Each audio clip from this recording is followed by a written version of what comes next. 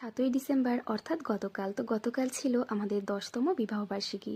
তো দেখতে দেখতে না ১০টা বছর হয়ে গেল আমাদের বিয়ে হয়েছে, আর কোথা দিয়ে যে সময়টা চলে যাচ্ছে বুঝতেই পারছি না। তো যাই হোক, আজকের দিনটা ঠিক কেমন করে কাটালাম তারই কয়েকটা ভিডিও আমি করেছি, সেটাই তোমাদের সঙ্গে শেয়ার করছি। তো দেখতেই পাচ্ছ, সকাল সকাল কিন্তু চলে এসেছি আমরা একটু পুজো দেবো বলে।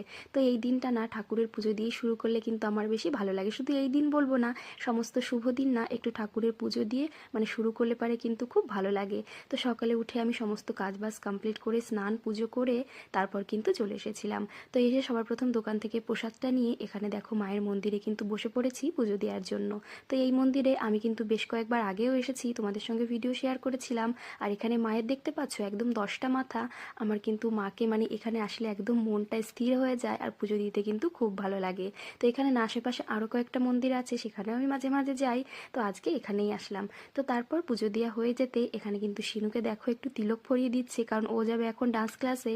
তো সেই জন্য জুতো খুলবে না বলে ও আর ভেতরে যায়নি। তো এখানে আমাদের পুজো দেওয়া হয়ে গেছে, এবার যাব অন্য